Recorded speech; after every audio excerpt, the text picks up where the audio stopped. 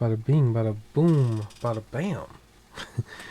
Welcome to the Rocket Launcher Podcast. This is episode 139. I am your host, Supreme King, and join with me as always is my co-host, and his name is. It's the guy who amazes. How's it going, man? How's everything? Chilling, relaxing, enjoying games, enjoying my free time. How you doing? Free time. I don't really get too much free time, but when I do, I try to enjoy some games here and there. I'm enjoying. I'm still very very knee deep in Expedition 33.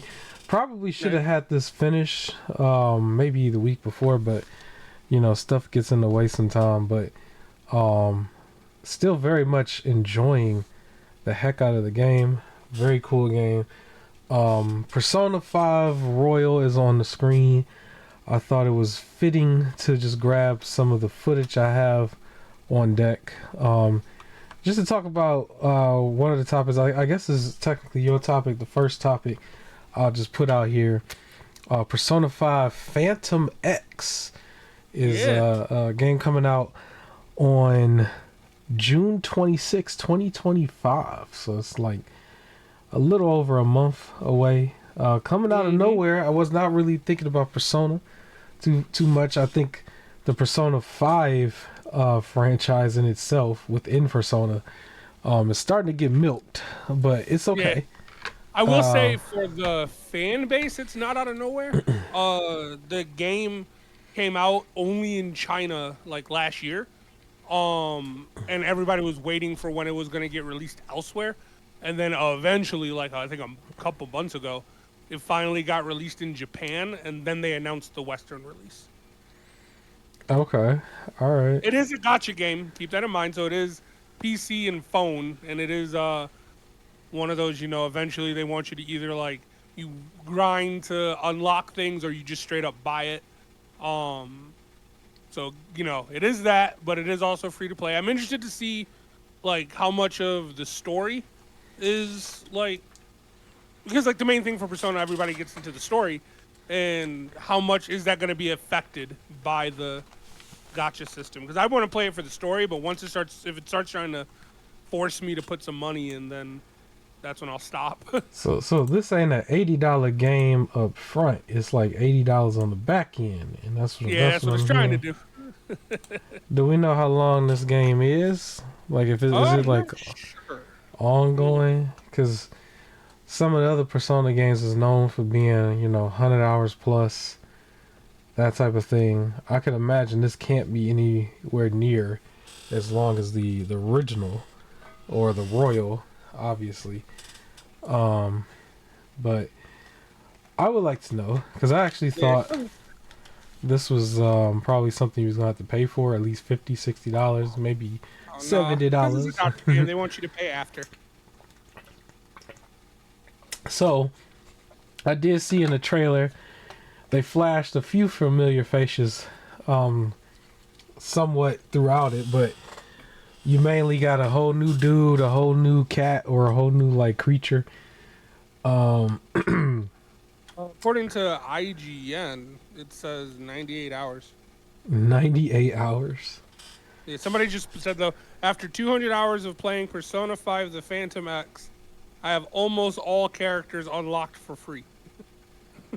Well, yeah, that would be my way of going.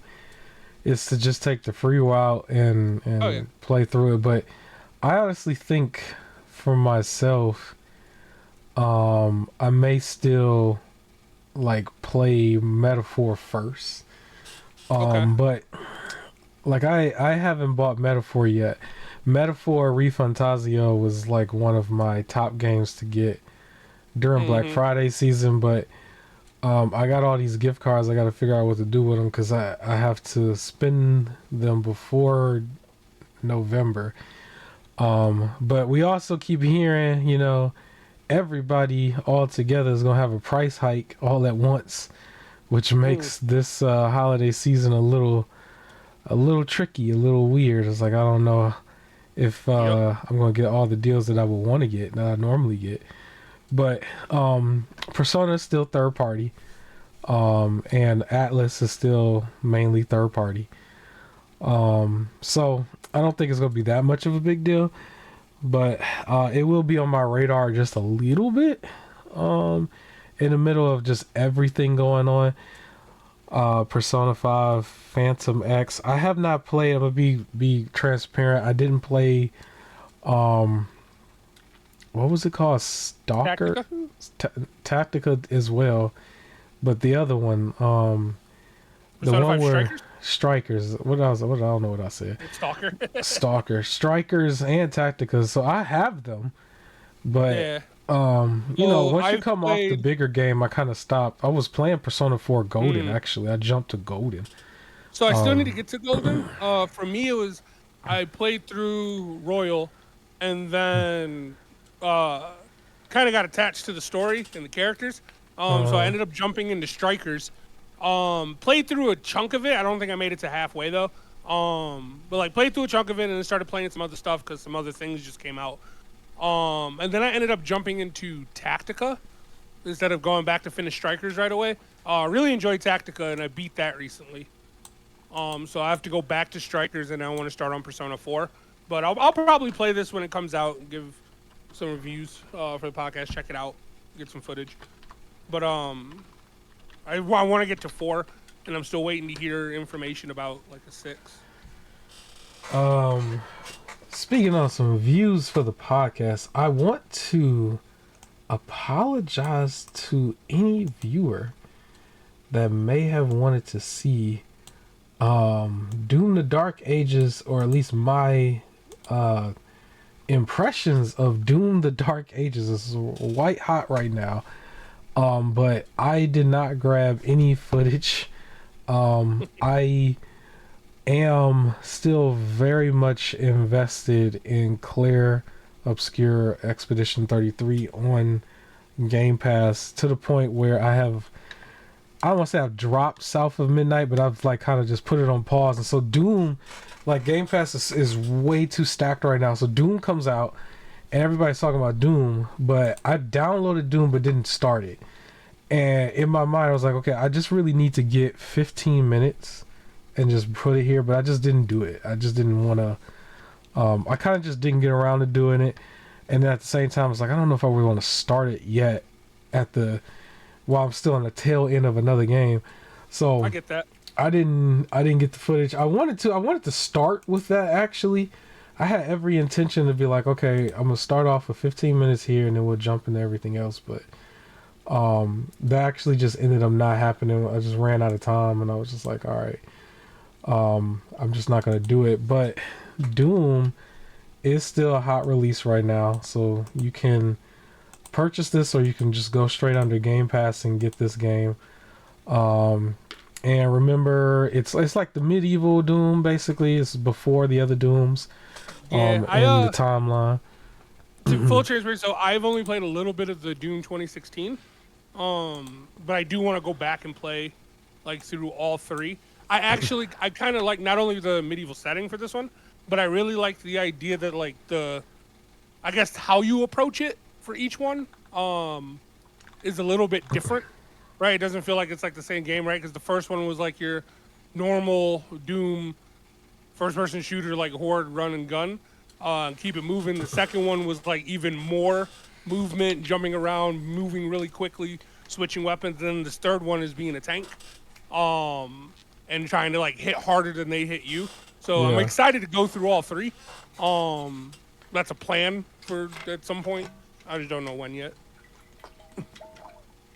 Yeah. I do plan to start Doom. If my schedule lines up the way it's going to be, it will be probably in the last few days of, well, not last few days. When is Memorial Day? Isn't that the 26th? Yeah, so not tomorrow, but the following Monday. Yeah, I think I would probably start it before June. It would most likely be right then and there. Because Memorial Day, I was at work and I was looking at like schedules for employees and stuff, and I was seeing like the holiday thing, and I was just like, what is that? And then I'm like, I asked him, I was like, what is happening on the 26th? Because I really didn't know. And then, and then somebody was like, it's the Memorial Day. I was like, oh, shoot, Memorial Day. I was Yeah. like, I hadn't thought about, I hadn't thought about like holidays in a while. I was like, in my mind, holidays stopped like in January. But yeah, so Thank God they don't. But yeah. yeah, because I'll have that day off, and then the Sunday before and everything. So I'll have time. I'll definitely be finished with Expedition 33. I do want to speak on that somewhere probably in a few minutes because we got Persona on the screen. Um, I got Expedition footage later on, so I don't know if I want to wait till the end. But yeah, we'll wait till the end. Yeah, so Doom: The Dark Ages, I will have footage right away for that, maybe in 2 weeks. I don't think I'm gonna have it right now. But for anybody out there, you probably have an understanding of how Doom is, and it's like this game is basically enhancing your experience with a couple new features and changing things up a little bit. And so just keep playing Doom. Obviously, the best place to play this is probably going to be on PC. That's where I've downloaded mine, but I am still going to technically go with a controller because I'm still a controller person. But yeah. We can move on. Well, real quick, before we jump into some PlayStation news, it was mentioned that Xbox is the #1 seller at the moment on PSN. Hey. Like 3 titles is like the top That's what's selling up. titles on PSN, which is a strange thing to say. Yeah. I But guess I yeah, don't know. In a way, I look at it as for those that like legit don't want to have to buy more than one system. I guess this is considered a slight argument for the end of like exclusivity. If like Xbox is now making money by throwing it on PlayStation, like clearly there was a market for these games as well. But I guess not strong enough to have to buy a whole another system. So I think I it's good. mean, I'm happy that it's working out. Like it would suck if like they did the deal to put it on there and then it's not even lucrative for them.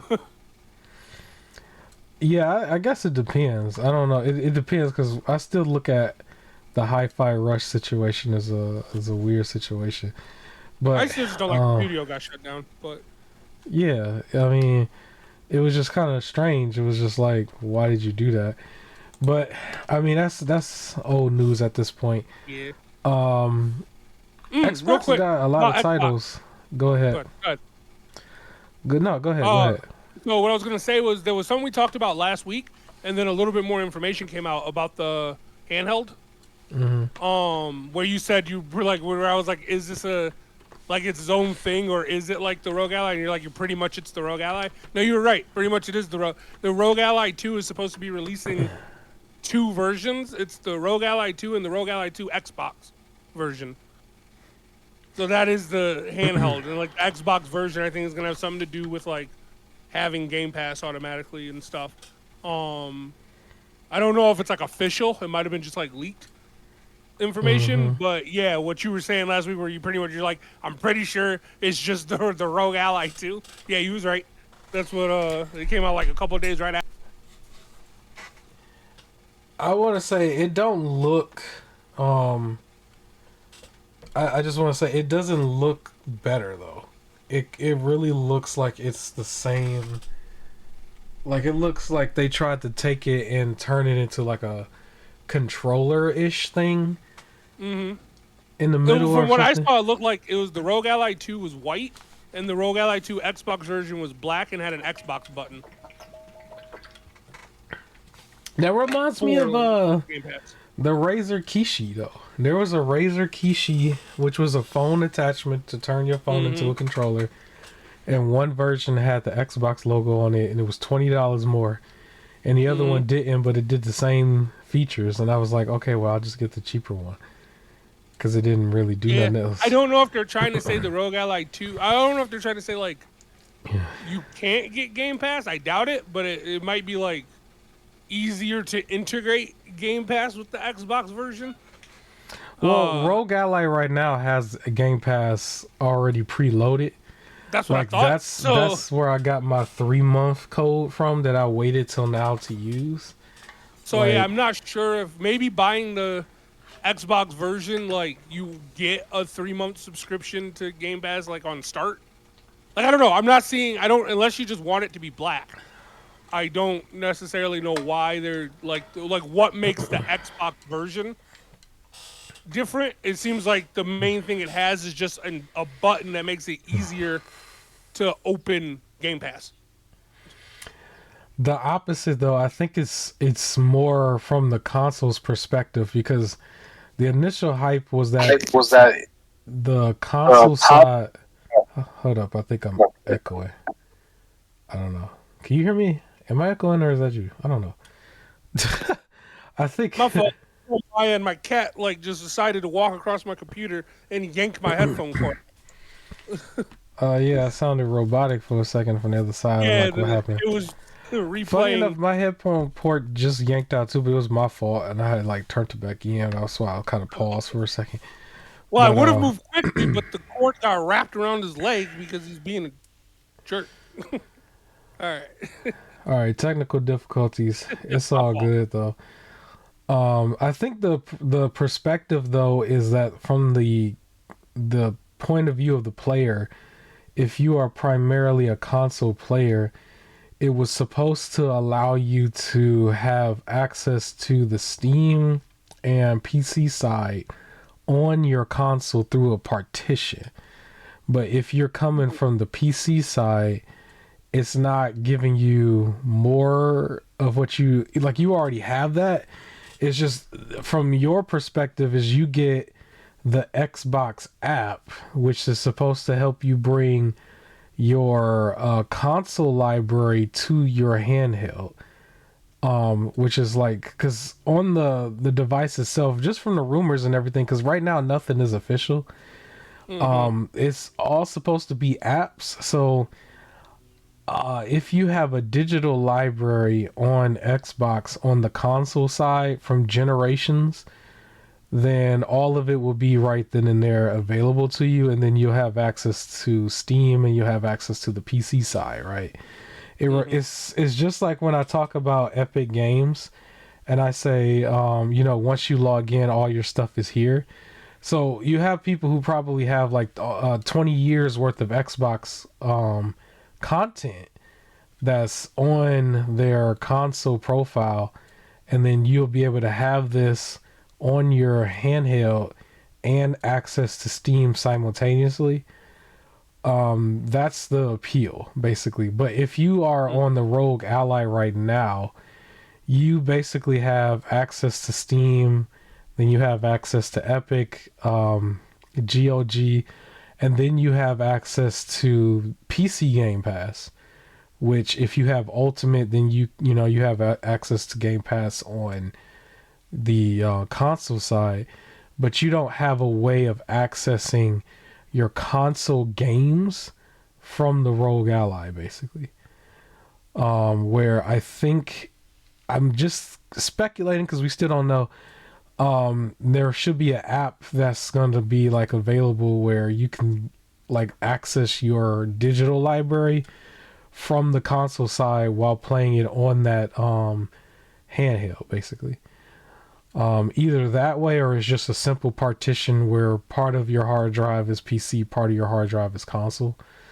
Okay. Um, so that's the appeal, and then obviously the taboo that comes with it is, well, this is the first console that will allow you to have full control of your Steam library as well, which includes PlayStation games, basically.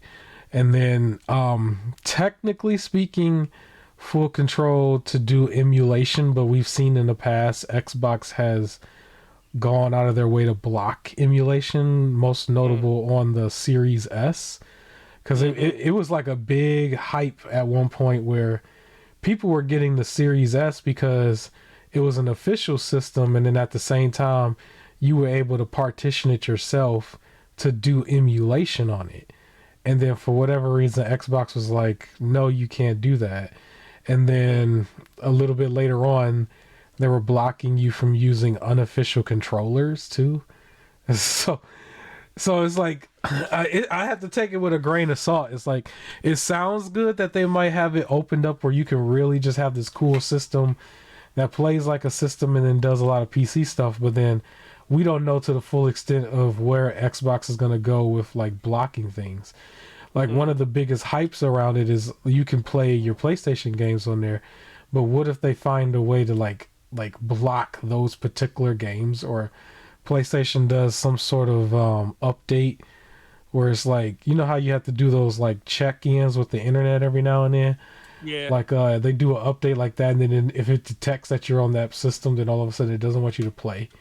Well, it'll probably do that. Which would be so petty. It's just like I don't even know what's going on, but hopefully that doesn't do anything, because it's like if they finally come out with this and get a lot of people's attention with it, and then that happens, it's like then at that point I don't know if anybody would care about the platform at all ever again, because it'd just be like, okay, you're really just going out of your way to be anti-consumer for a corporation, basically. But I'm still excited to see what will happen. It's just as of right now, we don't really know. Let me include this in this because this is somewhat related. There was a quick announcement I wanted to make. The Backbone, if anybody remembers the Backbone where you hook that up to your phone. So they have another version of this that's called the Backbone Pro. I don't know what makes it too much pro, but they have a pro version of the Backbone that's out. And that costs $170. So yes, it turns your phone probably into a pro controller / something, you know. I don't know how much different it is, but obviously the brain of the whole thing is going to still be your phone, because that's the display and that's the thing that has the power. So just keep that in mind if you really choose to play this way. But yes, $170 for the Backbone Pro. Did you hear about that? I didn't, but probably not gonna get it. Yeah, I don't think I really. Ever since I had a game where I almost lost the save data after like a whole lot of hours, I was like, you know what? I'm not gonna do that on my phone no more. The Razer Kishi is still kind of cool. You know, you can sit there and hook it up to your phone, take a look at it. It makes it look really cool, but no. I'm probably not going to do that again.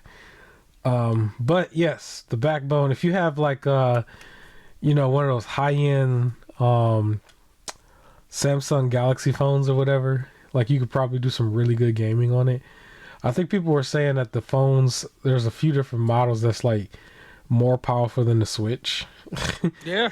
Yeah, I was talking to somebody and he was telling me about how, like, because in my head, you know, being old, phone gaming was always like Candy Crush, like things like that. And he's like, nah, that's not. Like, he was like, you could pretty much XCOM 2, lots of Call of Duty games. Like phone gaming is just a legit. You can get one powerful enough to pretty much be a console. Yeah, and so if you take that and you take one of the best phones and you probably pair it with this like Backbone Pro thing, like you're firing on all cylinders, man. You already got, you can turn your phone into an Xbox handheld, Switch 2, whatever you want to call it, man. You'll have it all in one, man. I would be like, you know what, man, I want to be like you when I grow up. So yeah. So shout out to the Backbone Pro. I believe the Pro one was like a black color, where they had the regular Backbone, if anybody remembers, that was like the white and blue one, I think, was like the PlayStation one that had, I don't think it really came with anything new. It was just, that was the one that resembled PlayStation. But then you could still access like Game Pass via cloud on there if you have Ultimate. And so, and then you can still do like PlayStation Portal type stuff on your phone as well. So, you know, the phone could help you, you know, bridge the gap before all these other companies and stuff. So if you really want to, you know, be forward thinking in gaming, go right ahead and do this. You can do all these high end stuff, and then you can turn back around and play like some Candy Crush or something. I don't know. So, yeah, but that could probably transition us into some PlayStation topics. I got a few different things here.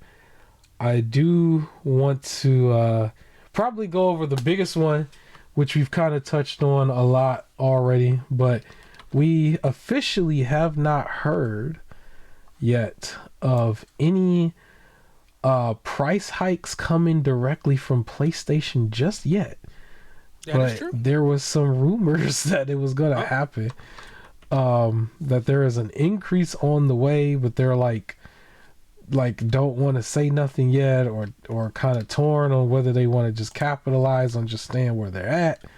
We don't really know, but I honestly think they are still going to do it, because they technically, like I said before, had already did it first. We just didn't feel it here. But yeah, the PlayStation price hike, most anticipated hike of all time at this point, because everybody else did it. When do you think they're gonna say it, if they're gonna say it at all? What do you think? I don't know. Like, part of me thinks that they're just gonna, join the club, but I don't know. I feel like they're gonna keep the consoles where they're at, but then, like, of course, the games are gonna go up. So they're gonna match the game market pricing, but I think they're gonna keep the consoles where they're at, because they're already selling well. Like, I know there's, like, everybody's like, oh, but we want more money. But I feel like they're selling well enough that I don't think they need to up it. And they probably see this as, like, now more people might join in on going PlayStation because the other ones went higher. Maybe. I think part of it depends on how well, like, the Switch sells as well. If the Switch sells really well and there's still some more Xbox purchases, then they'll go up in price. If Xbox isn't getting any purchases, and the Switch doesn't do as, like, high as they would have projected, then they'll keep it the same. So we'll find out in June. We also hearing, though, from what's going on, is that they're looking to move manufacturing for the consoles locally. They want to have it in America, apparently, which could be cool. They might open up some jobs, for some people to do some factory work. Should help with then they really can't argue about, like, we have to increase the price. Yeah, like, they move it and say, and we got to increase. It's like, why? They increase and move. It's like they have to figure out how they're going to justify it. Maybe that's why they're not saying nothing yet. They got to figure out the wording, what they're going to say. Because I think the local manufacturing is almost a done deal, because that is going to lower the cost for them a little bit because of what's going on. I think that is going to happen, but then they have to figure out a way to justify how to increase the price on this anyway. Which, I don't know. I still feel like the whole thing is kind of silly in itself at this point, because they're really only going to hurt their own legacies in the long run. Because I didn't see too many documentaries of, like, how bad the PS3 did out the gate and all that other stuff. So it'd be really, really bad. It'd be really bad to mess up the momentum right now, as we go into the second half of the generation, where the real generation games are supposed to be coming out, right? Mm-hmm. We got a few of them. It's funny because it's still only a few of them. It's not really a lot. But the last thing they want to do is alienate the fan base now, out of nowhere. The next part of this, I did want to mention, the PS5 Pro is getting a PSSR 2.0 update. I don't really know too much details, but I believe that means it's going to help it run the games even more better. If we could tell the difference. But yeah, they're going to get some sort of update real soon. We already know they brought back the themes, because they took the themes away at one point. and they brought back the themes overall. I think that's for every PlayStation. Um, but yeah, um, let's see. Helldivers is on the screen right now. I have something about PlayStation. Go ahead. Yeah, some of the PlayStation Plus subscribers are really getting upset, and is justified. So over 20 games are being removed this month out of PlayStation Extra. And some That's of a them are the lot. bigger games. Yeah, so like Grand Theft Auto 5, Batman Arkham Knight, Infamous Second Son, multiple PSVR 2 games. So I think where not only are they upset because it's like, yo, you're removing a bunch of the bigger like named titles out of Extra for no reason, and now it's just we can't access them unless we buy them. But not only that, Why are they taking the you VR know, on games the out? Ain't they no on it? idea. Yeah, but like the issue is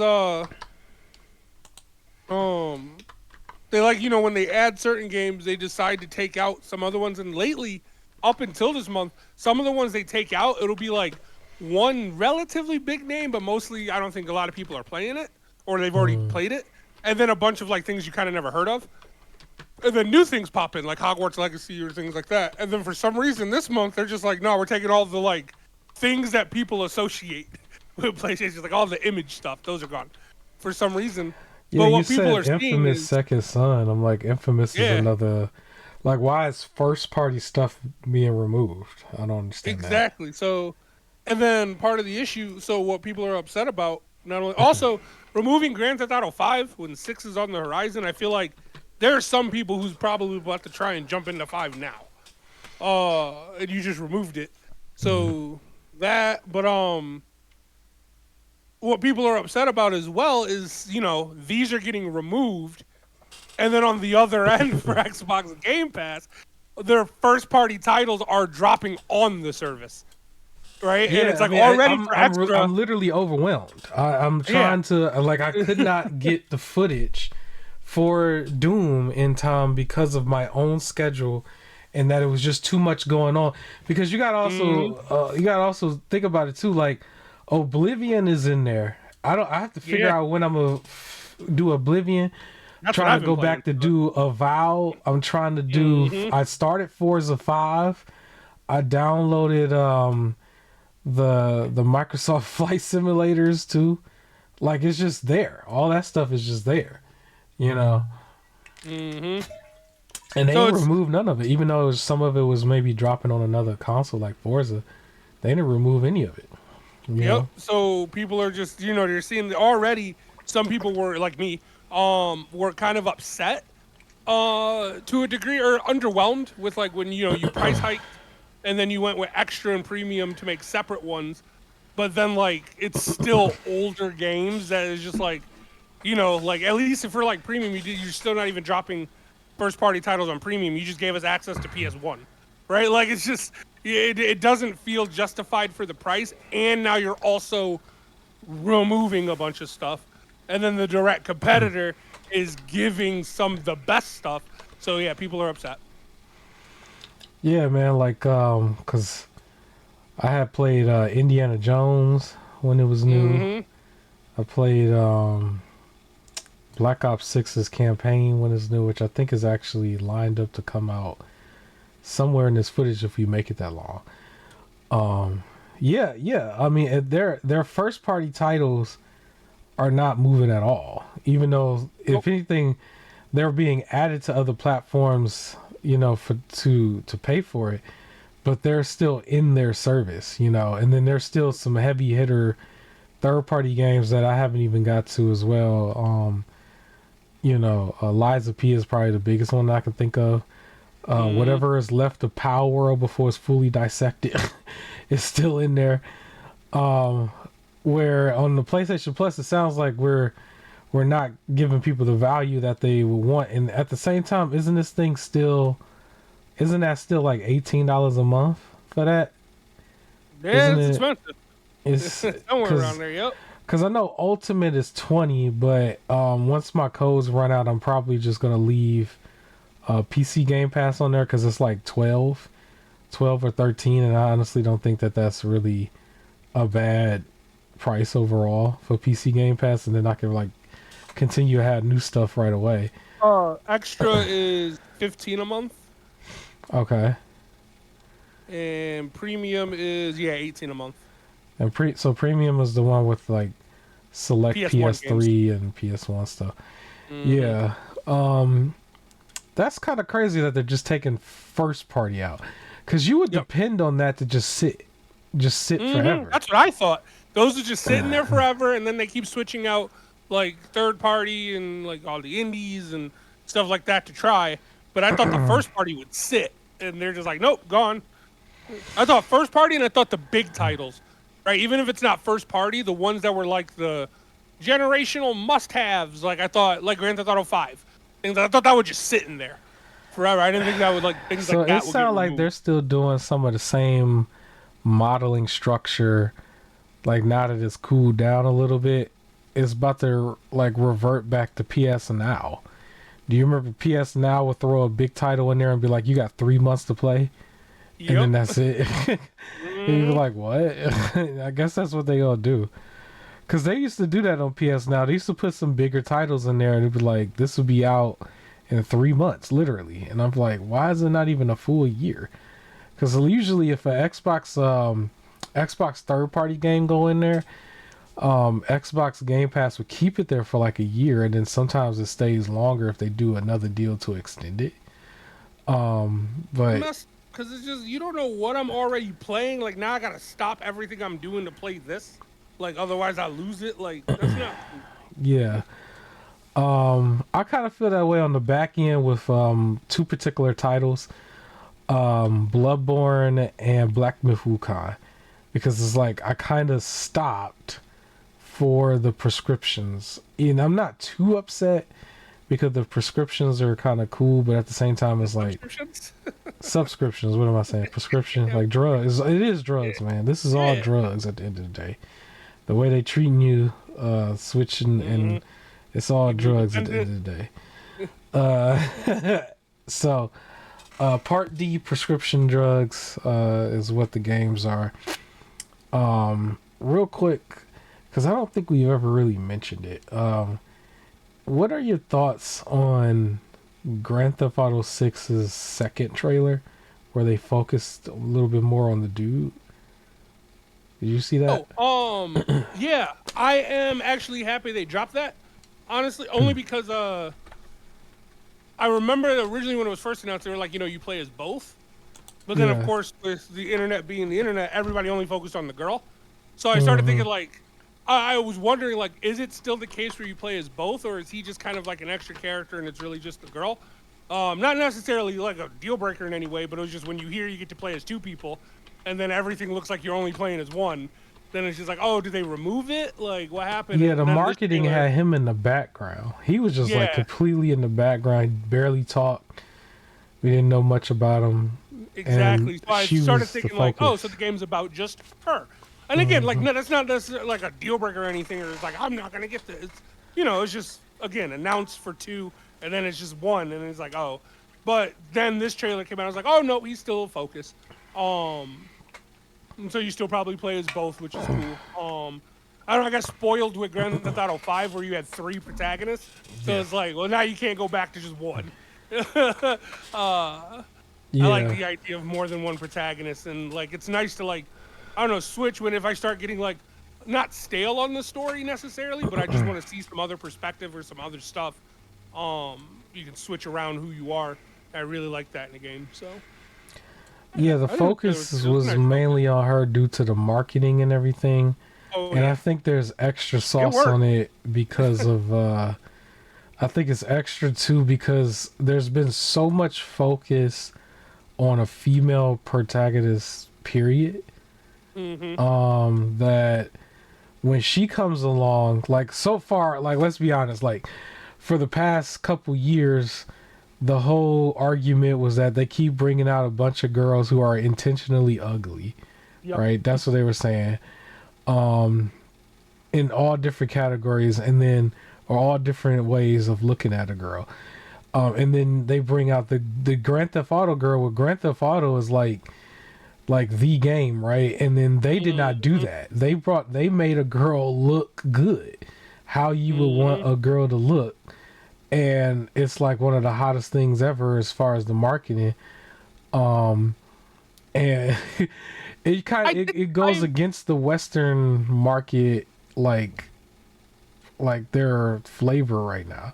Yeah, Right. and it's crazy because I've also seen an argument where somebody even said, like, when they always argue, it's just like, oh yeah, the guys look like this, and then, or it's like the women, do we want it more realistic? And then somebody argued, it's like, I don't want any of the characters to look realistic. I want them to be fantasy level, like, you want them to be all like perfect and non-realistic. Like that's the whole point of playing the game, to escape like Yeah. realism stuff. So.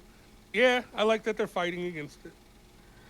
So there are people who are really like starting to obsess over the girl because Oh yeah, after the trailer, I think it was the actress that plays her was identified, and then all of a sudden everybody just started to like stalk her Instagram and stuff and clips and stuff of her like stories and stuff was just getting passed around like crazy.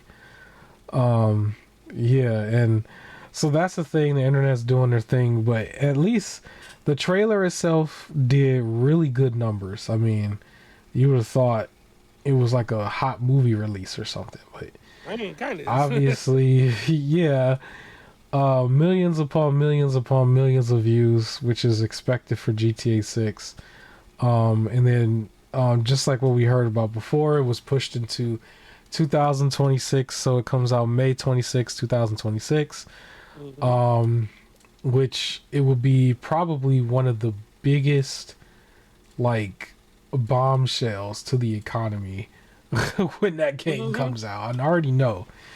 But will it be priced crazy? We don't know. I don't think it's going to stop it. I honestly think that's the one game where they could practically price that thing wherever they want. And it's going to have a certain percentage of people who's going to buy it day one.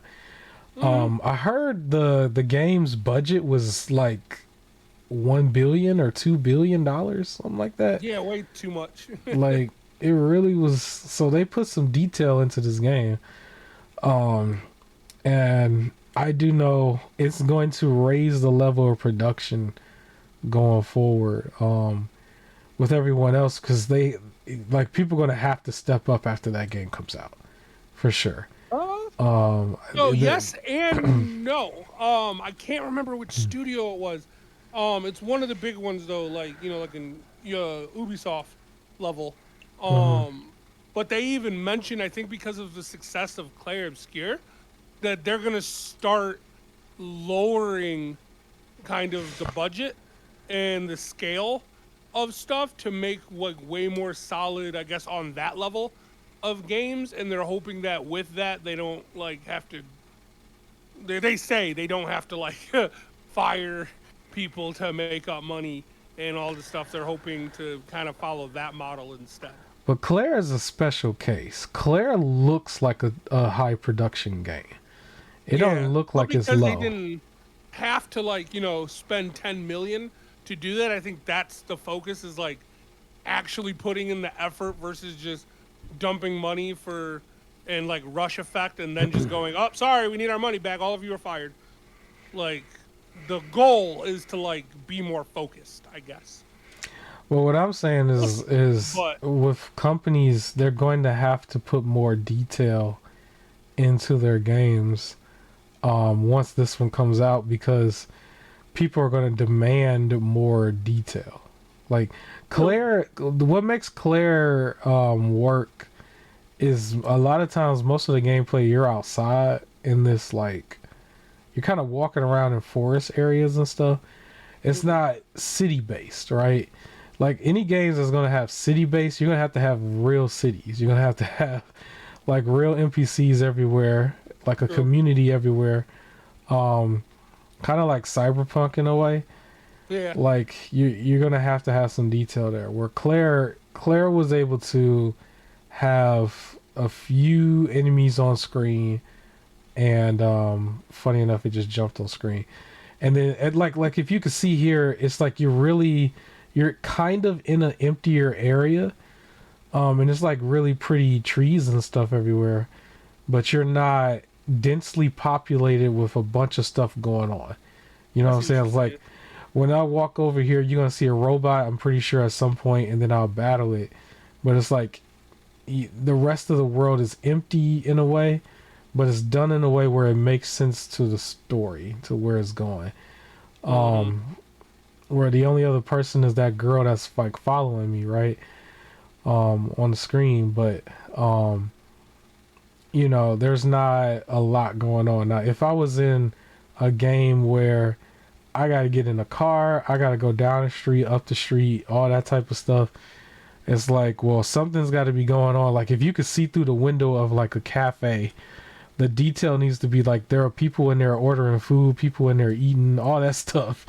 Like you can't just have like just stuff there, because that's kind of what we were seeing. I saw some people looking at the GTA trailer. They was zooming in on the numbers and stuff, trying to call it and stuff, and oh my goodness, looking at the area codes and trying to figure it out and trying to figure out names and stuff. They was looking at the logos and names of companies within the game and stuff, and they looked at a lot of stuff. And like maybe a lot of games are probably not going to have that. It'll just be like vague painted on background stuff, and it's like, no, not in that game. It's very detailed. But yeah, we can move on from GTA. Claire Obscure is on the screen. So there was an argument that I saw a while back, and I felt like the argument was probably just fan hype at the second, and people were just caught up in the moment and everything, and they're doing too much, right? Because I don't really like when we compare games a little too much to each other, right? But what people were saying was this game was better than not only the Persona series but Metaphor.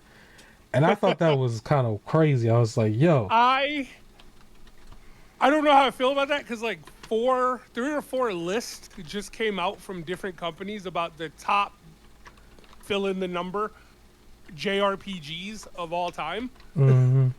And on all 4 lists, Persona 5 was either 1 or 2.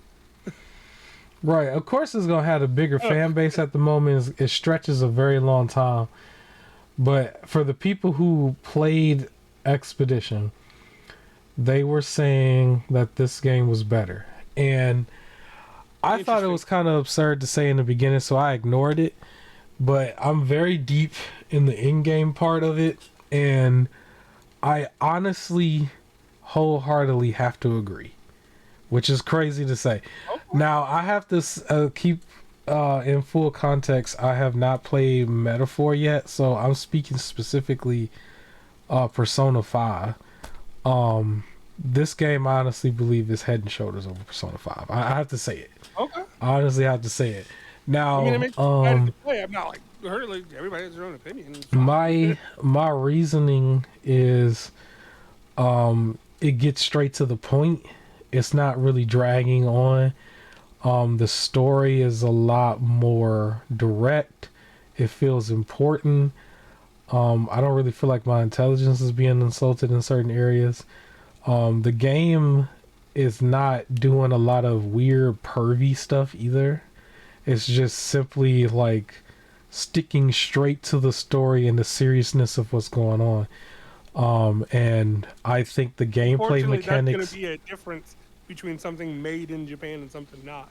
So that's going to always be a thing. So this being a French game too, I also want to mention they have a certain level of class. I do have to give these people, they have a certain level of class where, unfortunately, like, I don't want to make it seem political or whatever, but the other area is known for the pervy stuff, and it's just like it comes off tasteless to me sometimes. But this game doesn't really go there. And then comparing it to the Western market and stuff, there's no like weird agendas anywhere. There's no wokeness anywhere. It's just simply you are playing a game, and it's just like true to the art of the game.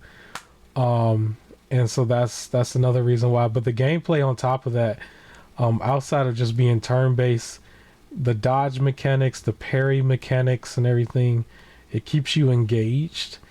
You don't just press a button and just kind of watch it. It's like, no, you're really actively playing, which I think is just better gameplay. Honestly, I think it's better gameplay. This whole flag system that you can see me doing, that's more Souls-like in a way too. It's like the second you go to a flag, it reloads all enemies and stuff like that. This footage is very early in the game though. This is like within the first hour or two of playing, or second hour of playing for sure. So you don't really get to see all the cool stuff yet, but the cool stuff was just phenomenal. It's just phenomenal. So for me, I do think I already know this is probably going to be a game of the year contender. Is already being talked about a lot. Oh yeah. Very big impact for this game. Available right now on Game Pass. Just like I said, it's been on sale on a couple other platforms. PC is a great place to play this.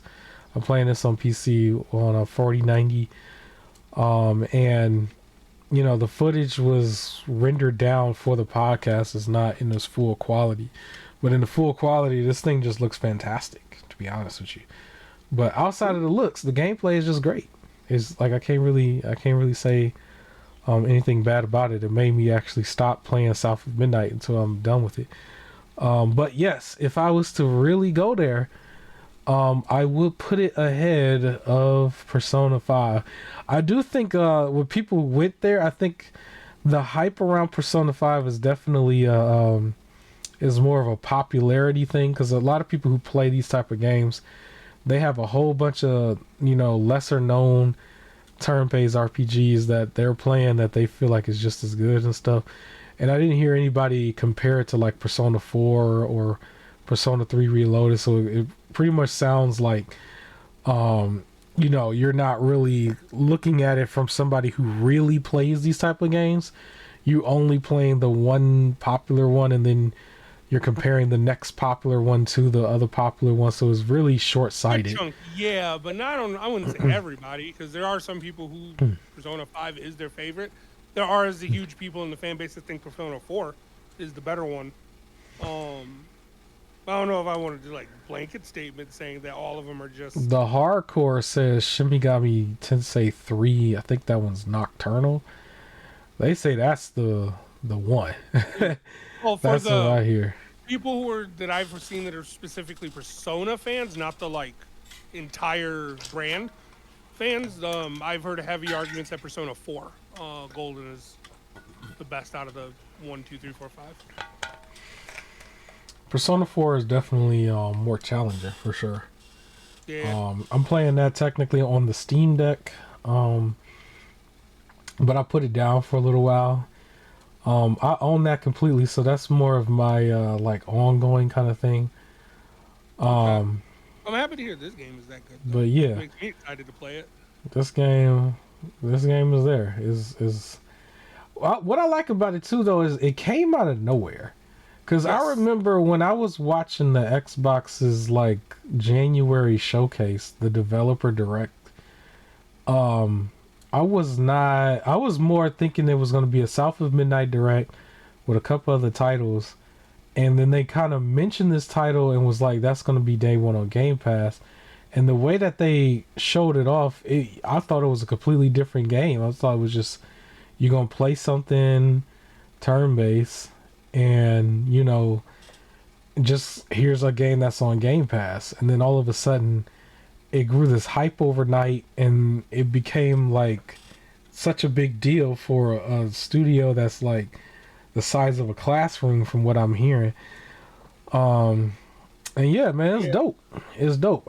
That's the way gaming should be. You should just have something come out of nowhere and it's just like great, because there's too many, like, we're too dependent on sequels and remakes for the rest of the industry. This was a breath of fresh air, and don't nobody want to take a risk anymore and actually, you know, create something and be creative with it. Like, obviously when we look at certain parts spoiler related. I'm not going to mention it. It's like you can see the references to some of the stuff that we've seen in pop culture within the past like 5 years. But at the same time, they found a way to be creative and put their own spin on certain things that we've seen in a while, in the last few years, because once you see like a major event that happens in this game in the beginning, like it's gonna automatically make you think of like a popular movie franchise that did something similar like 4 or 5 years ago. Anyway, if you know, you know. But yeah, that's all I wanted to say as far as Expedition 33. Yeah, so almost finished with the game. Pretty happy with what I've played so far.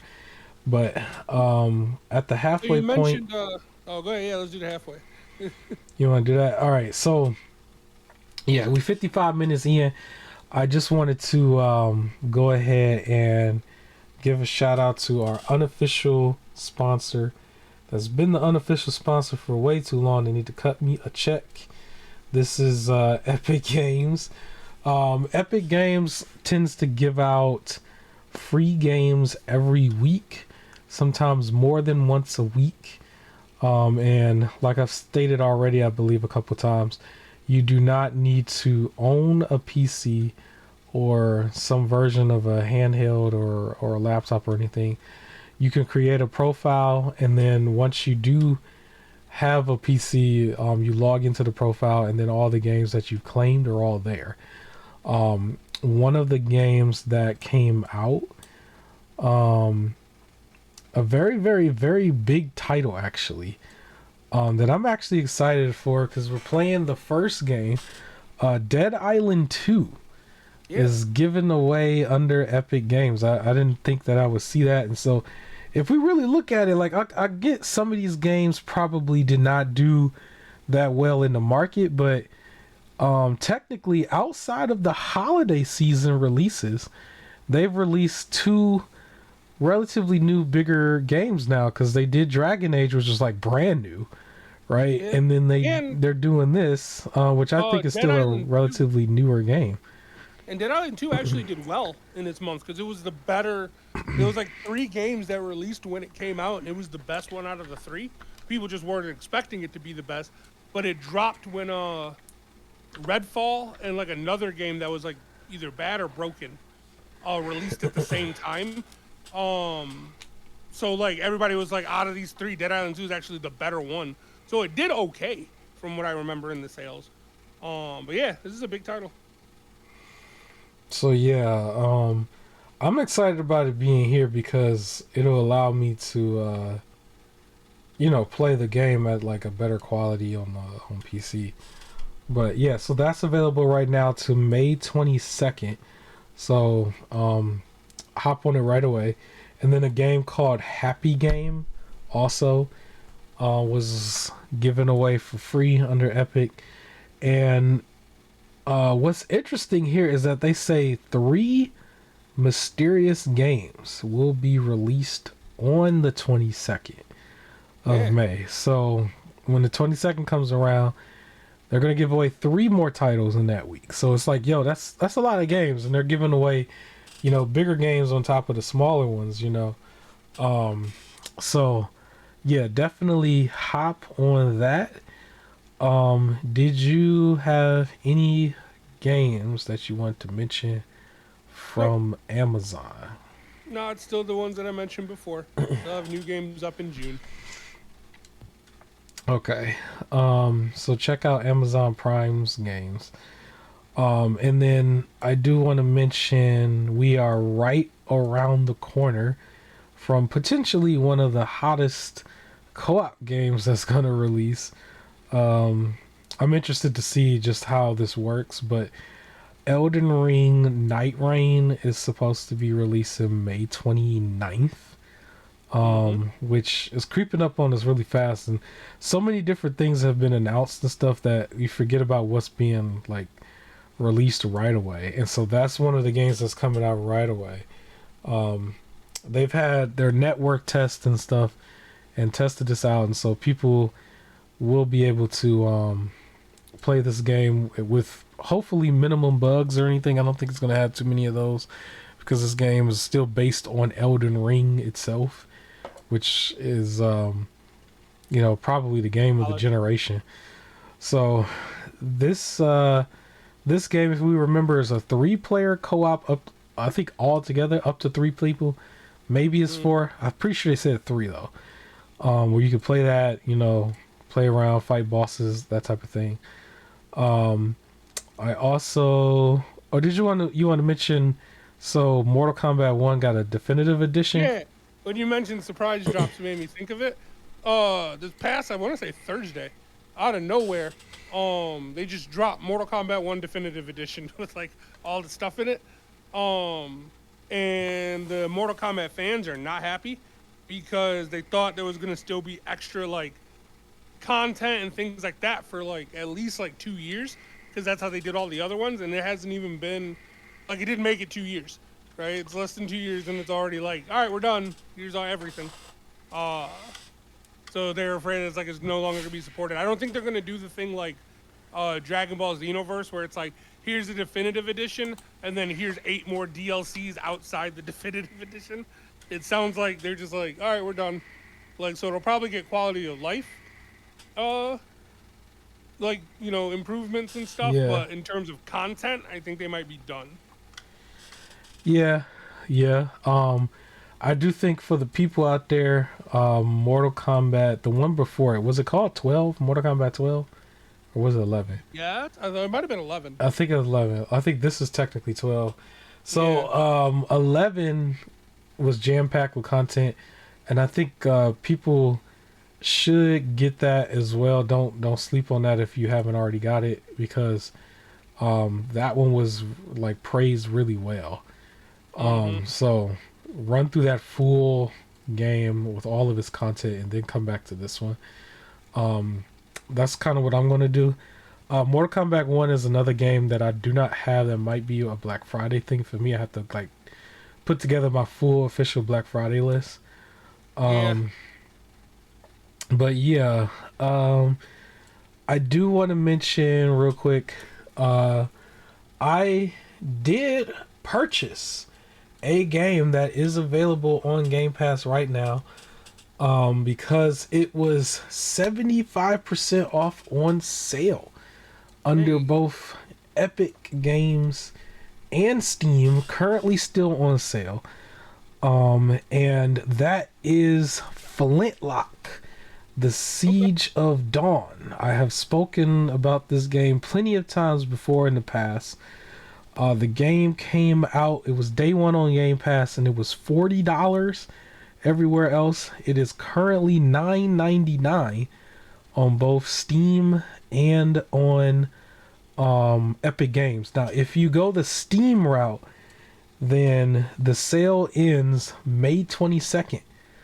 So that date should be synonymous in your head at this point. A lot of things happening on May 22nd. However, if you go the Epic route, I went the Epic route. That game is on sale until June 12th, 2025. So you got a couple more days, or maybe a couple more weeks. And then not only that, you earn back 20% of your purchase under Epic. So I earned back $2 to go towards the next game.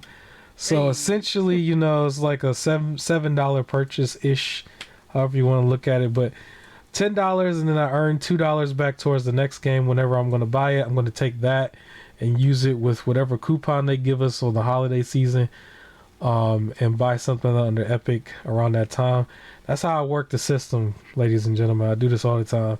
But Flintlock, I own that outright now under the Epic storefront. That's where I got it. Like I said, it was $9.99. So, quick rundown on it. It was like a Souls-like-ish game that is got some gameplay that kind of looks God of War-ish, but you have a girl with an axe instead of Kratos with an axe, and she has like some sort of creature walking around with her. Black girl too, if I'm not mistaken. So yeah, I bought that Cool. basically. So I just want to mention that for anybody out there that's looking for a hot sale at the moment, that in my opinion is the hot sale of the moment. Um, I do want to. I want to give you the floor, man. The Switch 2. Any Mm, other information you want to give us on the Switch 2, including maybe this GameStop situation you want to tell us? And I need yeah. to use the bathroom real quick, and I will be right back. But GameStop. go Oh, ahead. good. GameStop has finally kind of brought back their midnight launches. I remember a long time ago they used to have these frequently before you ordered things online, where when a game came out or a console came out or just something, if it was the hot commodity, then they would, instead of releasing it at like when the store opens at 10 a.m., they would stay up and do a midnight release where people were lined up outside right before waiting to get inside, and then usually it's like if you pre-ordered it, you were guaranteed to get one. And if you didn't pre-order, you just gotta hope they have some extras there, and you can just walk into the store at midnight, buy it, and leave. And then of course in the old days when you didn't have to wait for things to install, you can just go home and start playing. In the install days, you get it at release and then you let it install overnight, so when you wake up the next day, you can play. The last time I went to a midnight release was for Injustice, the DC Comics fighting game made by the Mortal Kombat people, and it came with like a statue and all this other stuff. But that was like my last midnight release that I went to, so a long time ago. They kind of stopped doing those right after COVID and all that stuff. But they're bringing it back for the Switch too. So apparently, there's going to be additional units at GameStops. So you don't need to necessarily have it pre-ordered, but it's gonna be first come first serve. So imagine them lines might be long. Uh, and they're also doing 40% extra trade credit for anything towards the Switch 2 purchase. But it's GameStop trade credit, so it's like, hey, it went from $1.50 to like almost $2, but or to 2.25, like, hey, a little bit off. Uh, so of course there's the pricing concerns and tariffs and all that. But if you still want to pick up the Switch 2 and you didn't pre-order it, they'll have them in the GameStop, and it doesn't seem like it's like bundled stuff. They have some bundles, some non-bundles, where it's just the system, but you just go in first come first serve. You can go ahead and buy the Switch 2 if you can get in line early enough. Also, they'll be giving away a can of Red Bull while supplies last to those in line. As long as again first come first serve, you get a Red Bull while you wait, and then get yourself a Switch 2 at midnight, and then leave and drive home. So if you really want the Switch 2 and you wanted to buy it in person, there's your chance uh to go ahead and buy it in person. So we got that. I don't know if he's back yet. Nope, but yeah, so I would say check with your GameStop, see how many's doing it. And then you might have to camp out. So when I went for Injustice again, I had it pre-ordered, so I showed up at like 11:30, 11:45 actually, and then was able to walk in. Or actually no, there might have been two midnight releases I went to. There was another one that I went to, or it might have been the Injustice one, but I think something else big came out and I was getting the smaller game while everybody was there for the bigger game. I can't remember which one. If it wasn't Injustice, then maybe there was a second midnight release I went to. Um, so that one I was able to kind of just, well, I had to wait in a line, and then but I knew I would get a copy because everybody was going after the other game that was coming out. Um, but yeah, the midnight release is kind of cool. To a degree, you're more just excited about getting the game and everything, and you're just kind of just waiting in line, waiting to go. But again, it is going to be first come first serve. So with this being a console, it may be lined up around the block. So you might have to get there a little bit early and bring like a chair or something. So you have something to sit in. Maybe bring another person. Uh, but yeah, they'll be doing for the Switch 2 midnight releases. So are you going to be camping outside? Me? No, no. I am not going to be camping. I'll be good. I don't need it. But yeah, for those that want to, they can go and get themselves a free Red Bull while they're at it. A free Red Bull? They offering free Yeah, they're Red giving Bull? away. Yeah, free Red Bulls while supplies last, and it's GameStop is gonna have extra switches. They're not doing the forcing you to buy a bundle thing. It's just extra switches, or Switch 2s, and you first come first serve basically. So I think it's gonna be if you pre-ordered it and you want to pick it up in store, you're guaranteed to have one, and then any extras, you could still buy it if you're there early enough. Yeah, and they're doing an extra 40% trading credit, which is not much for GameStop because it's like, hey, Now I was hearing like about that, like apparently it's up to $175 to trade in for your Switch One. Is that valid? Is that still true? Might be. I just know they just said the extra 40%. Okay. I don't plan on actually getting rid of my actual Switch, but more power to them. Now, do we know if that's like, do we know if it's select locations per state, or do we know if it's just go to anybody's? I think every GameStop is gonna have a couple extra, so you might want to call in to see how many extra they have to determine, like, do you really want to wait in this line? Because also, again, you have to check with people like, did you pre-order it or are you trying to buy it now? So trying to get there early enough, but I think it's all of them. Okay. While supplies last. I don't got time for that. I will probably go in the morning to get mine. Yeah, the last time I went to a minute, again, I think it was for Injustice 1. It might have been another game after that, because it was either Injustice or something else where 2 games dropped. One was like a big deal that everybody was kind of going after, and then one was like a little lesser known. But because they were doing the midnight release for the bigger game, they were like, hey, you pre-ordered the smaller one that comes out the same day. You can just come to the midnight release if you want. And I decided to go. So it was like the second time I had to wait in kind of like a line. It was a fast moving line, but still a line. And when I got to the front, everybody was going after the other game, so we went to go grab that. And I was like, no, I got the other one. But it might have been Injustice. I know for sure I went for Injustice for a midnight release. That came with a bunch of collectibles. This was a different game. So yeah, second midnight release. I've been to 2. I do encourage for the people, if you are in nicer neighborhoods, even if you're not buying a system, I do encourage you to be a part of that community a little bit. You might actually find some really cool gamers that live by you.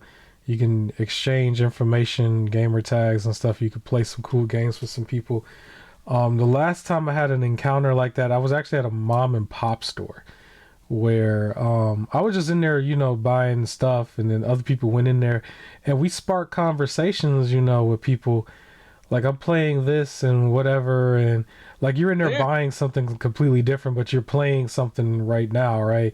And then you may have played it and y'all just talk about it, and then next thing you know, you might have like an acquaintance that might become a friend later on. And that used to be a big part of gaming back in the day, where we would meet new people. And so midnight releases and stuff was a great way to meet people at one point. And I would encourage people to go to events and stuff more often, even if it's just like a Smash Brother type event, Tekken event, or something like that.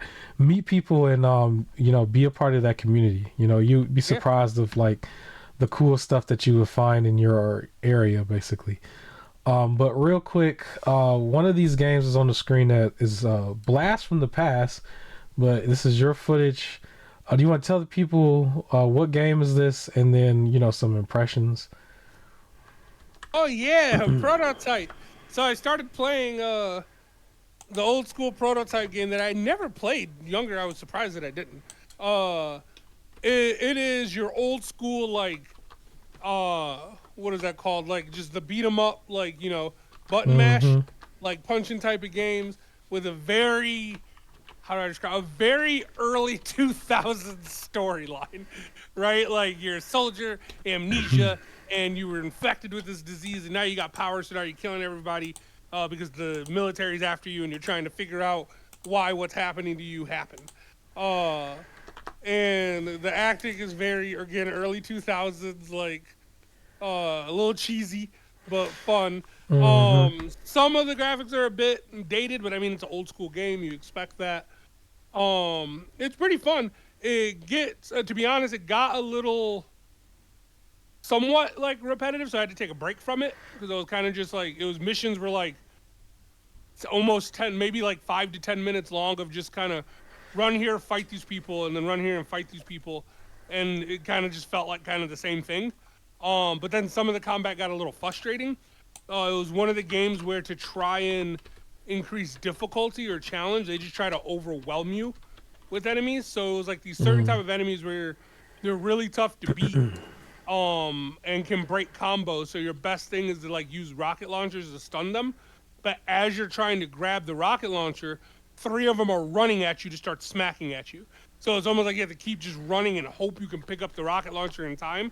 Try and aim it, shoot one to stun them, and then hope you can take that one down before the other 2 run to hit you. And they always run up to hit you. So it just kind of takes forever. And you just start losing health really quickly. So it started to get a little annoying at times. But overall, I still think it's a fun game. Great experience. And again, surprised that this like completely missed my radar when I was younger.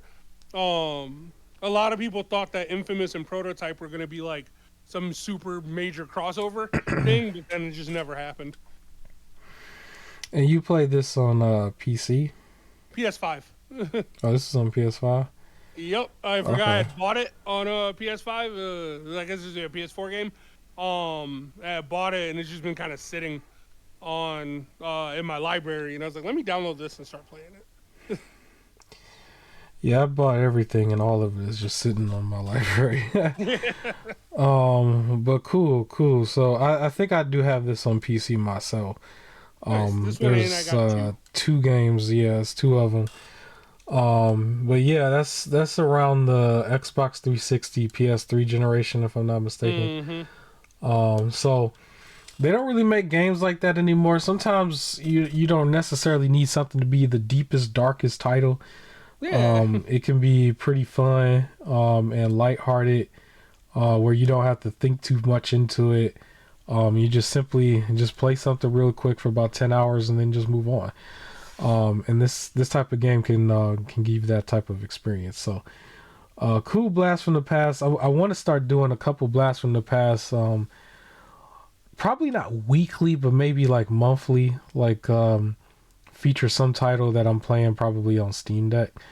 Like there's a game I'm playing, actually technically one of the Power Ranger games from the past. It's like I'm really far into it. Got a lot of footage. I just have not released any of it because I have this rule for myself to don't start releasing footage until you finished it.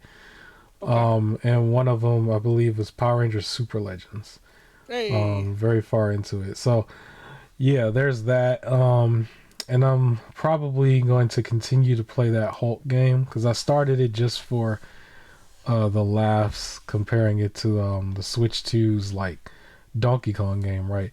But I'm probably going to continue to play that as well and then release footage as I finish the game. But yeah, cool for blast from the past titles. I got a couple more things on the agenda and then we can get up out of here. I do want to mention real quick the video games summer showcases. The game shows are starting to announce dates for a lot of the bigger ones, and I'm very excited about what's going on. But I'm pretty sure there's still going to be a whole bunch more that's just going to kind of appear out of nowhere. But obviously the biggest one is the Xbox showcase that's going to be on June 8th, but also announced on the same day now is the PC game show. They do that every year, the same day. They just do it like maybe 2-3 hours later. And then also the day before, on June 7th, is the Future Game Show Summer Showcase, which I think they have a time frame of like 4 p.m. At least that's what I wrote down. Obviously, like a few days before that, the Switch 2 is actually being released. I do expect to see Jeff Keighley mention within this week his summer showcase show as well, which I believe is called Summer Games Fest.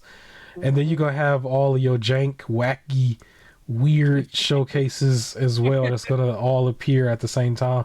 So the first week to a week and a half of June is gonna be a very big week for video gaming. I'm very Yeah. excited to see all the games. I wish list so many of them, and then throughout the year, I buy them gradually on Steam.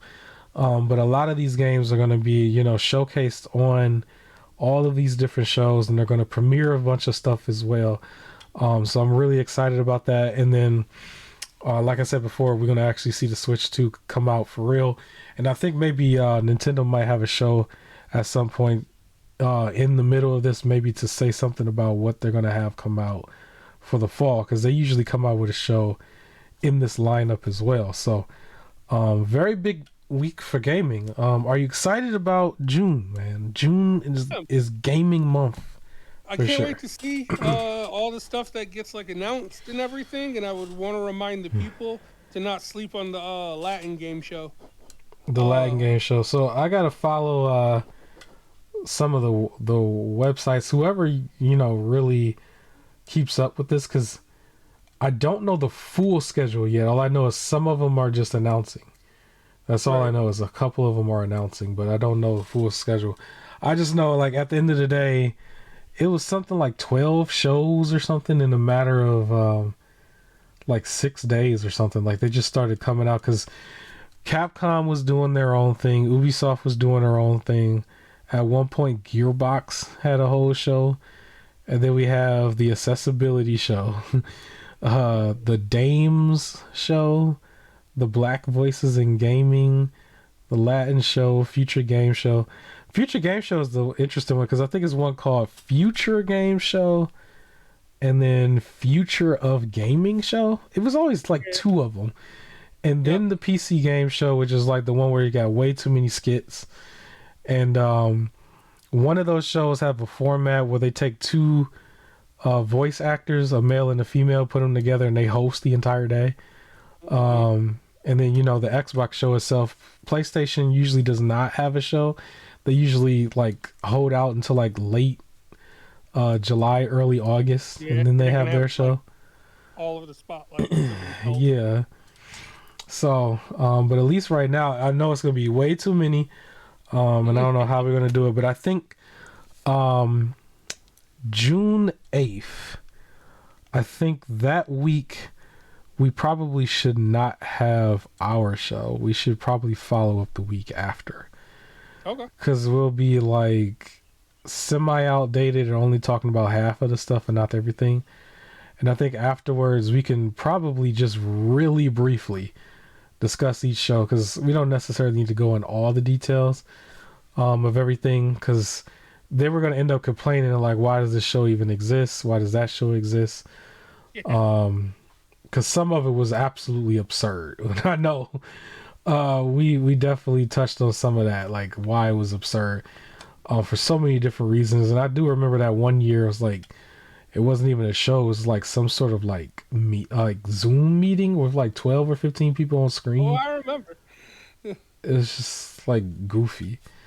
But yeah, we'll figure it out. And do not sleep on the play date. I remember the play date at one point kind of just threw out their thing, and they wasn't even on the schedule, and I just kind of just followed it. So I will probably keep in touch with the playdate, even though the playdate is not going to be a part of the official lineup. And some of the little guys who are not on the official lineup, like, you remember the people who came together, not necessarily against Nintendo, but they all came out with their own version of Pokemon games. They were all like fan made stuff, like they had a show. I will follow them as well, because I write all this stuff down on like on a note paper to follow every year. So hopefully everything gets announced, and we have some good stuff to like really go over. Now, very last thing that I have, I don't know if you have anything else left. I do have one more thing. Okay, go ahead. What is that? Yeah, so the Tekken boss. This news broke. The guy in charge of Tekken, the director, Harada, he is apparently for the past year been contacting the owner of a Waffle House because he wants to have a Waffle House stage in Tekken. Uh, Makes and the sense. Waffle House people have ignored him. So they haven't answered the phone. So now he went public with it, saying this is what he's trying to do. So maybe they'll answer the phone now, um, and like they can work on a That's deal to good get for the this stage in culture. the game. Funny. Yeah. But at the same time, I could understand if Waffle House do not want that image overall. You know, But I like don't you know. already have that image. Like there's nothing you could do about it. You might as well Because just they want to be a restaurant, right? They want to. they want to be. Because that reminds me of, like, IHOP, for example. I don't think IHOP wants that image either. But IHOP is known for having that type of activity, fighting in their Hmm. restaurant Although Waffle in House the has it more. after hours time frame. Yeah. Look, So, you don't want that image, but unfortunately, you got that image. So if this is what's associated, I'm not saying you're necessarily giving in, but why not mhm. have the extra publicity of a Waffle House stage for a Tekken game? I think that's great. I mean, yeah. I mean, I it could see if sounds it was like like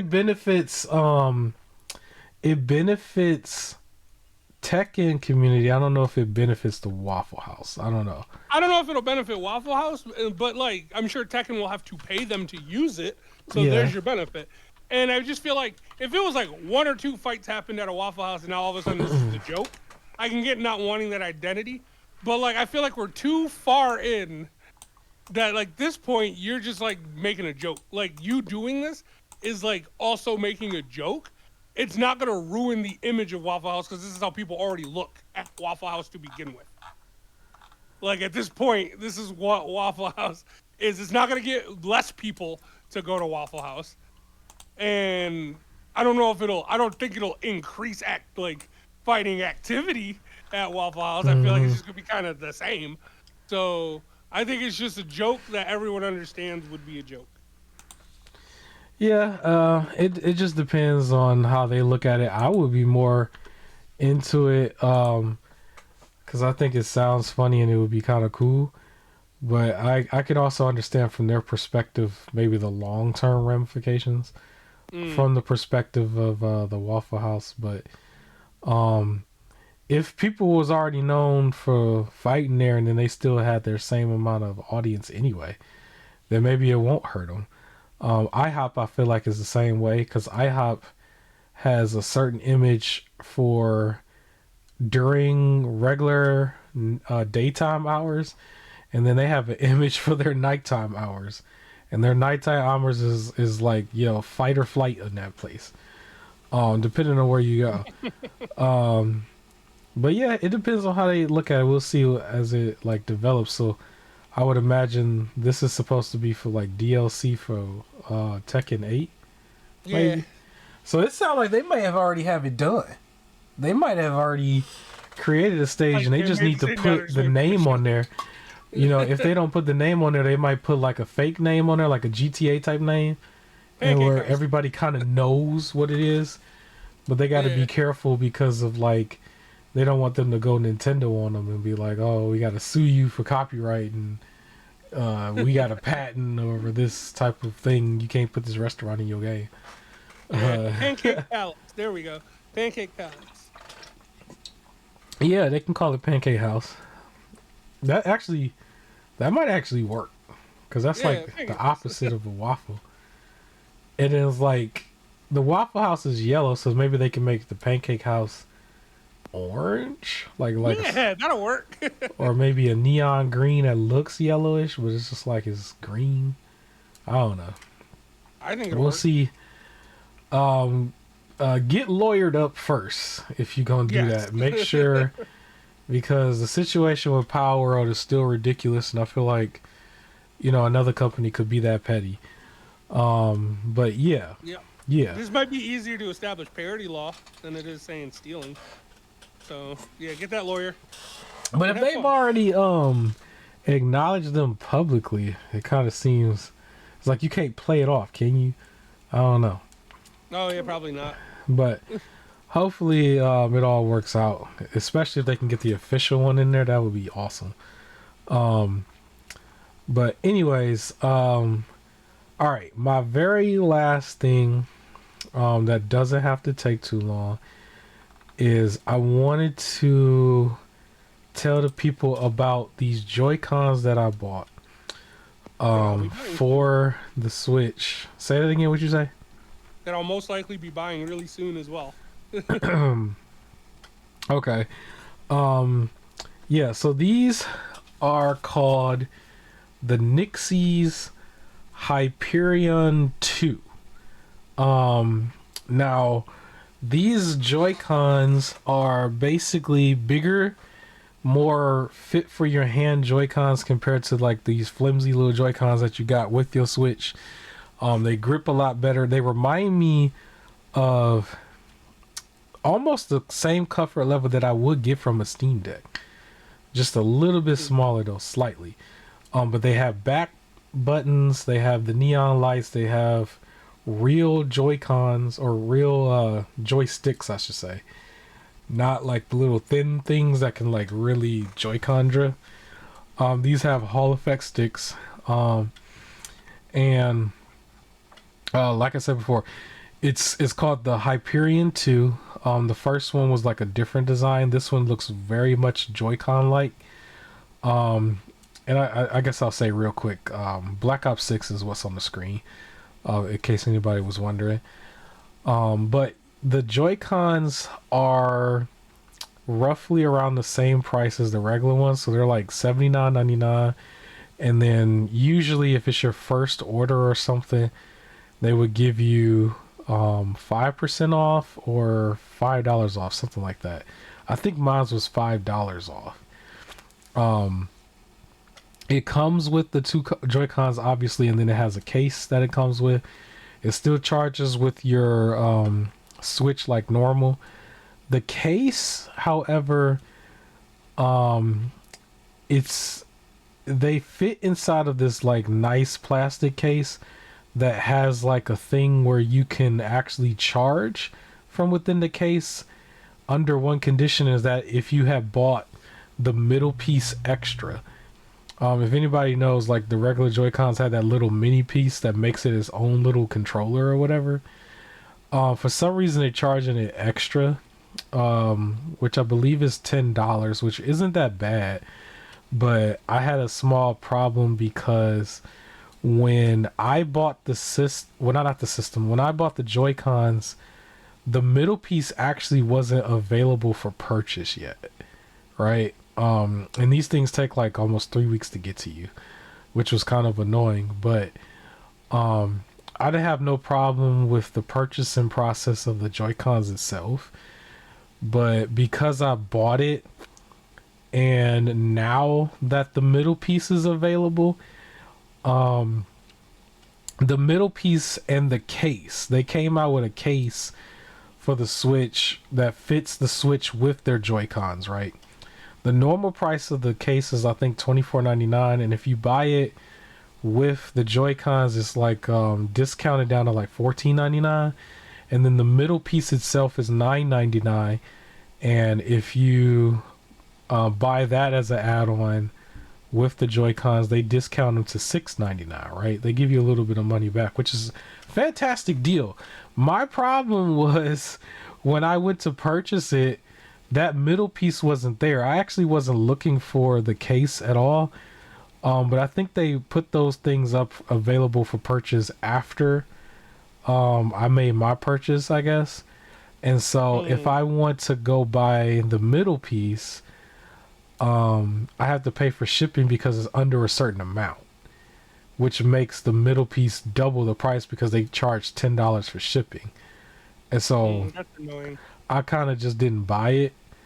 They don't have that particular product on Amazon yet. You have to go to their website to get it. And hopefully the middle piece and the other device goes to Amazon, because then the shipping becomes really quickly. But if it's not, then just expect it to be, about 3 weeks. And then the middle piece, I'm just out of it for right now, basically. So like, I can't get it. The only way I could get it, like quite literally, if you do buy it, if you bought it as extra, that's how I would get it, and then I'll just pay you the $10, basically. Um, Other than I'll have to just like literally wait until it goes to Amazon or something because it's just taking too long, or it costs too much basically. For the middle piece, because I didn't really buy it for the middle piece. I just wanted to see how it would be as a controller in itself, because the controller joysticks are very good joysticks. The back buttons are very good as well. I did want to mention, because I have never really played Mario Kart 8 like that, but I was inclined to really play this handheld. And I really got to play Mario Kart 8, and it's funny because it's like almost like a brand new game for me because I would play it maybe every other couple years almost. But I was playing it consistently, just kind of going through some of the tracks. They do like the 4 tracks in one like race setup, and the Joy Cons and stuff. It just feels great. It does not feel bad or annoying the way those little Joy Cons used to feel. Like when I was playing Digimon Cyber Sleuth, I played that mostly handheld, and I had like a Satisfy grip onto the Switch, and the grip would help you fill out the back of it.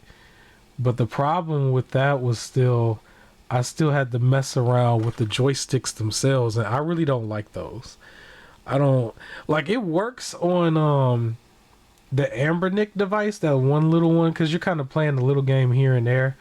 But if you're playing like something that's more modern and stuff, you don't really want to play it on that. You know what I mean? Like I usually play my Switch docked with the Pro controller. This is like the first time I'm really like inclined to play the Switch handheld versus docked.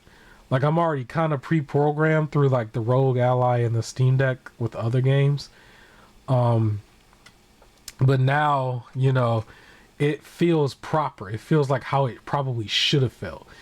And I know with the Switch 2, they're going back to them flat little Joy-Cons again. And I most likely will probably buy another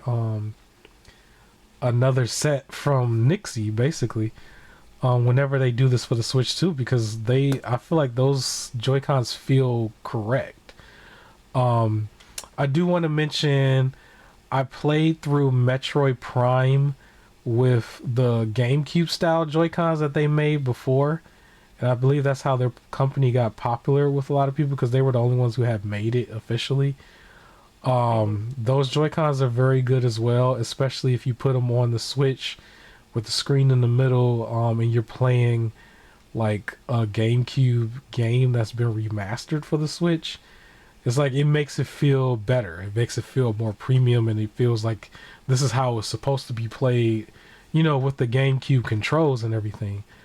So I trust their products, and that's when I got this one. I feel like those Joy-Cons are very premium. If you go to Walmart, you still might be able to find, I believe it's called the Hori pads, which is like half the price, around $45 to $50. The only thing about those is that I don't think they have rumble in them. That's something you have to be aware. This one has the full HD rumble. The only thing that separates it from what the regular Joy-Cons has is I think it's called the emoji, or what is that thing called? Them toys that you put on there, like you tap it with the toy and it like give you extra. What's it called? Amiibo. Yeah, I don't buy any of. I never bought any of those. I don't collect those or anything. So, that doesn't bother me. So everything else is correct.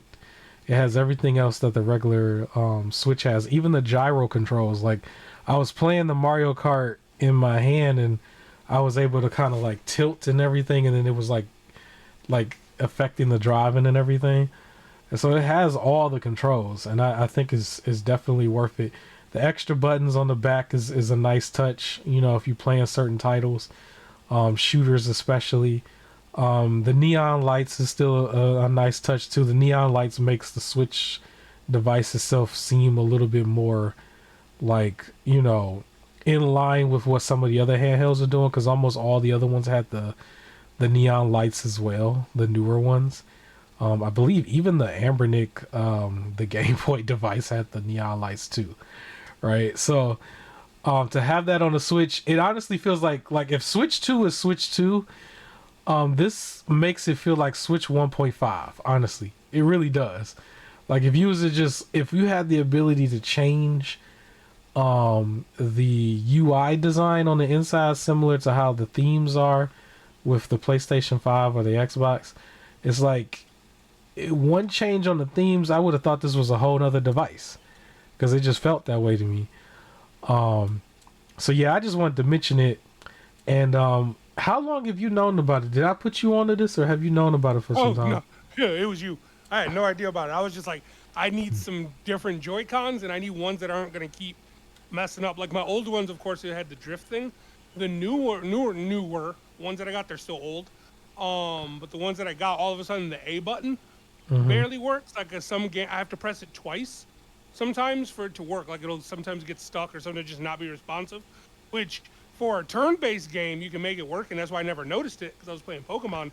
But when I started playing Dragon Ball Fighters, and like my combos are messing up because it's just not detecting the A button being pressed, it was just like, okay, I can only play this hooked to the TV with the Pro controller. I'm sick of these Joy Cons.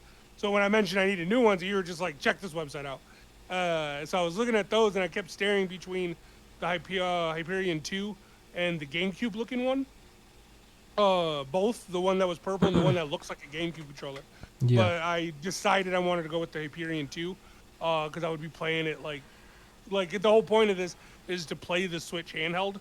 Because if I'm playing it against the uh, monitor, then I'm just gonna use the controller that I have.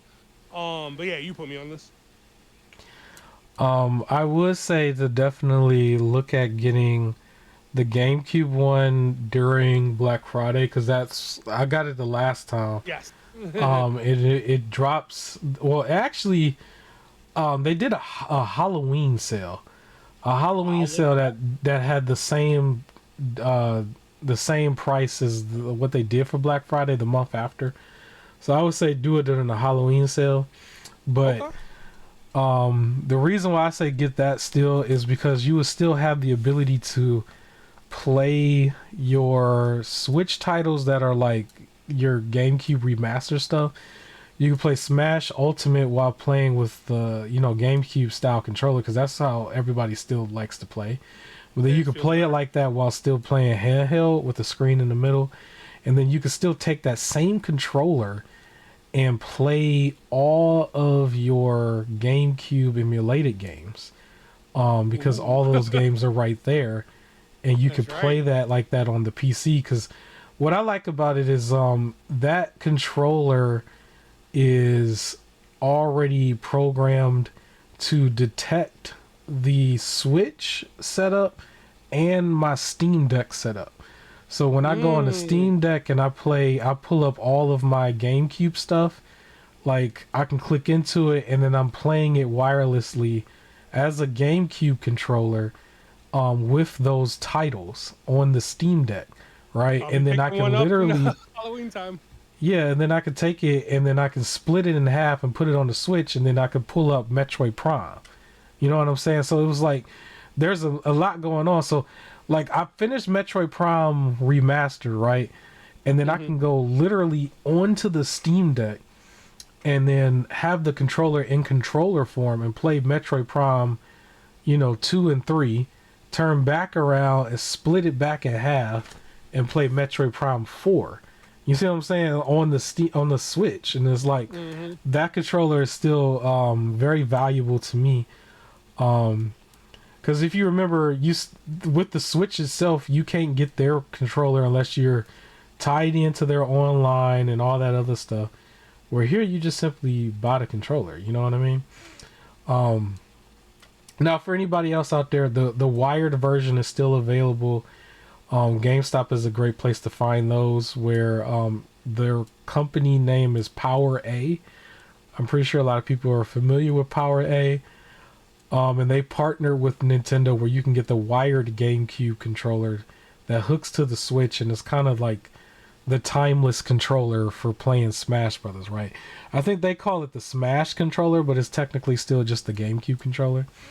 Okay. But the Joy-Con version is definitely worth it for its versatility, because it also has the HD rumble in it as well, where if I remember correctly, some of my other like controllers that just came from the internet didn't do rumble correctly. So it's very good. Now the Hyperion's chef kiss is definitely chef kiss. But if somebody still wants something a little bit more budget friendly, they may want to go for the Hori pads that you can find inside of Walmart for around $50. But you lose rumble, and I think you lose the gyro feature. I don't think you have that either. On top of obviously the toy feature, the emote or whatever it's called. But yes, for my co-host, if my co-host is going to buy this, I would suggest to him to make sure that he buys the middle piece with it.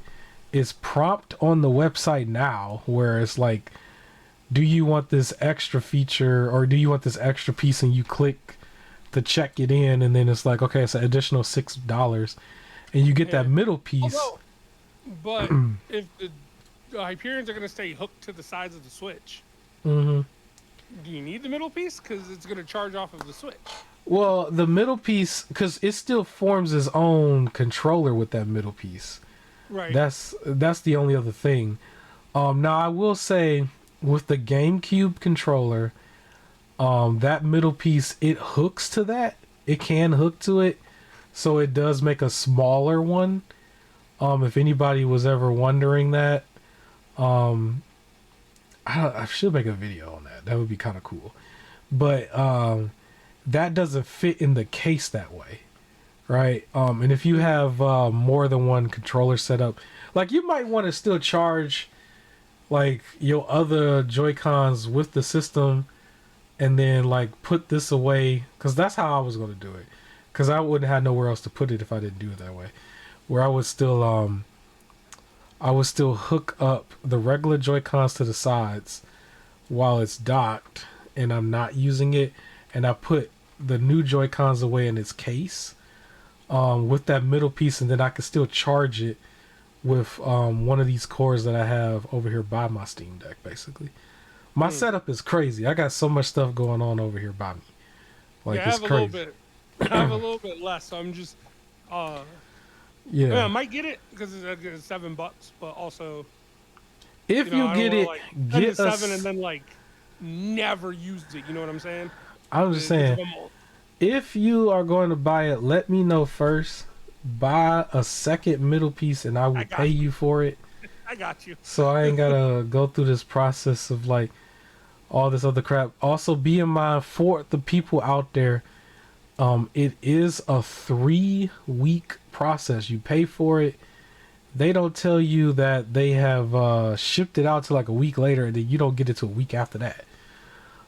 So that's the whole thing. Anyways, we're out of time. This footage has started over completely. That usually doesn't happen, so that means we ran through the whole footage, and I must have forgot to put Indiana Jones at the very end as extra, so that's okay. Hyperion 2, highly recommended. It will be $75.99, I believe, or $80 if it's not on sale. $75.99. It sounds like they're gonna do the bundles all like throughout its release and stuff. If you wait probably a year or so, it'll probably end up on their Amazon store, because they usually put it there later.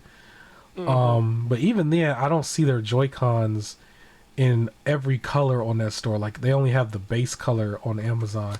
If you go to their website, you get to choose the different color options, and that was how I got the orange one that I wanted. Just so you're aware. But yes, definitely check them out. I am co-signing them as a company. I have 2 of their controllers so far. Most likely when they make the Hyperion version for the Switch 2, I will probably wait until they have all their pieces available for it first, and then I will purchase that as well. Their case, I mean, if you really want it, get their case as well. I already had a regular Switch case. My Switches do not leave the house. Yeah, If I leave out the house, it's gonna be with one one of the little Game Boys, right? That's what I do. So I don't really think I'll ever have to worry about that. But other than that, definitely make sure you get the middle piece because it fits in the regular case where you can charge it through the case, which it looks really nice. And I kind of wanted that feature, so I was kind of annoyed that I couldn't do that right away. But yeah, that's it for the show. We are out of time. We will have more information for you probably next week. So like, comment, share, subscribe. I will catch you later. Peace.